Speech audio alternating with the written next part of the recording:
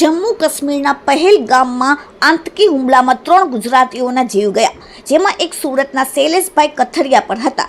પરિવાર સાથે કાશ્મીર ફરવા ગયા હતા. ગુરુવારે તેમની અંતિમ યાત્રા નીકળી, જેમાં મોટી સંખ્યામાં લોકો જોડાયા. ત્યારે CR પાટીલ પર ત્યાં પહોંચ્યા. પોતાની સાથે પતિનો જીવ જતા જોનાર પત્ની શીતલબેને કેન્દ્રીય મંત્રીને આક્રોશ પોતાનો ઠાલવ્યો. સરકારની VIP વ્યવસ્થાને લઈને ટેક્સ પે કરનાર સામાન્ય જનતાની કપરી પરિસ્થિતિ વર્ણવી.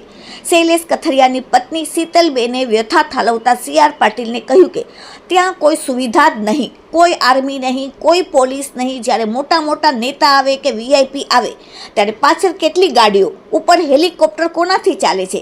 ટેક્સ પે કરે છે તેના પરથી જ ચાલે છે ને. VIP માટે જે સર્વિસ છે એ આ લોકો માટે કેમ નથી? હું નીચે આર્મી કેમ્પમાં બૂમો પાડીને કહેતી હતી કે ઉપર કેટલા લોકો ઇજાગ્રસ્ત છે, તમે લોકો જલ્દી જાઓ અને કંઈક કરો. અને ઉપરથી પડતા આખડતા નીચે ઉતર્યા તો પણ ઉપર કોઈ ફેસિલિટી જ નહોતી. ઉપર આટલું બધું થઈ ગયું, અમે નીચે આર્મી મેનને કેમ ખબર ન પડી? આવું કેમ થઈ ગયું? કોઈ મેડિકલ સુવિધા પણ ત્યાં ઉપલબ્ધ હતી નહીં. સરકાર અને મિલિટરી પર ભરોસો રાખી ત્યાં ફરવા ગયા હતા. અમોને જણાવે છે કે તમે ઉપર ફરવા શા માટે જાઓ છો? અમારા નજરની સામે આવીને આતંકવાદીઓ ગોળી મારી જાય તો તમારી સરકાર કરે છે શું? મૃતક શૈલેષ કથરિયાની પત્નીનો હૈયા ફાટન રુંદન. સરકાર સામે આક્રોશ. મૃતકની પત્નીએ જય શ્રી રામના નારા પર લગાવ્યા. જળશક્તિ મંત્રી CR પાટીલ, રાજ્ય શિક્ષણ મંત્રી પ્રફુલ્લ પાનસેરિયા, ગૃહ રાજ્યમંત્રી હર્ષ સંઘવી અને પર્યાવરણ મંત્રી મુકેશ પટેલ સામે પોતાનો આક્રોશ વ્યક્ત કર્યો. તમામ મંત્રીઓની બોલતી બંધ. Bureau report, daily India TV.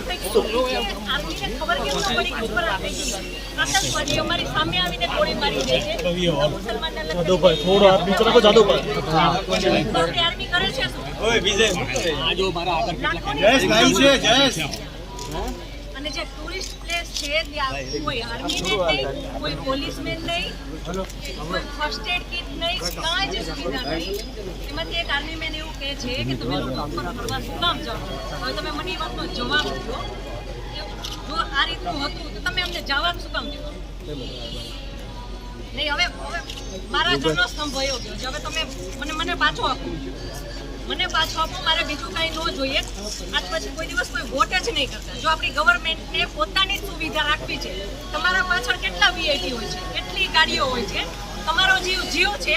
આ ટેક્સ પે કરે છે એનો જીવ નથી. આ છોકરાઓનું શું? આનું ભવિષ્ય શું? આને ડોક્ટર બનાવી છે, આને એન્જિનિયર બનાવો છો. હું કઈ રીતે બનાવીશ?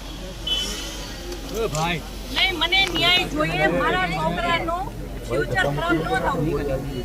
આટલા વર્ષની સર્વિસમાં એને ટેક્સ તમે કટ કરીને તમે સેલરી આપો છો ને, અને ઉપર જતા અમે કાંઈ પણ વસ્તુ ખરીદીએ છીએ, ક્યાંય જઈએ છીએ, ફરીથી ટેક્સ, ટોલ ટેક્સ, બધા ટેક્સ તમે અમારી પાસેથી લ્યો છો. તો મારા ઘરવાળાને જ્યારે જરૂર હતી ત્યારે કોઈ ફેસિલિટી નથી મળી. મને એનો ન્યાય જોઈએ. તમે લોકો અહીંયા જ રહ્યો, તમે કહો મને કે તમે શું કરશો એના માટે.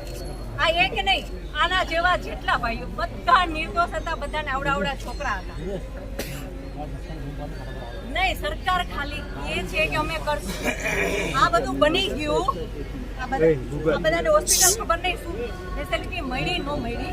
બીજે દિવસે આટલો કરફ્યુ, રોડ નહીં સર, નહીં સાંભળો, તમારે સાંભળવું પડશે. જ્યારે બધું પતી જાય પછી આપણી ગવર્મેન્ટ આવીને ફોટા પાડે છે કે અમે આર્મી ઓફિસર અહીંયા હતા, પોલીસ અહીંયા હતા, નેતા આવ્યા છે. પછી શું કામ? અને આર્મી ઓફિસર એવું કેમ બોલી શકે કે તમે લોકો ઉપર જાઓ છો શું કામ ફરવા? અને ત્યાં એક બોલ્યો તો બાકીના બધા સાંભળતા હતા તો કોઈ કાંઈ ત્યારે કેમ ન બોલ્યું? અમે ત્યારે બોલ્યા કે આર્મી મુર્દાબાદ કે આર્મી હાય હાય, તો અમને પકડીને કેમ અંદર ફેંકી દે છે? તો પોતાનું ઓફિસર બોલે છે તો કોઈ મોઢામાંથી એમ કેમ ન બોલ્યું કે તમે આવું કેમ બોલો? મેનર્સ બિહેવિયર તો આર્મી મેનમાં હોય એટલું બીજા કોઈ ના માનો. તમે લોકો જે ટ્રેનિંગ આપો છો એમાં આવું શીખવો છો.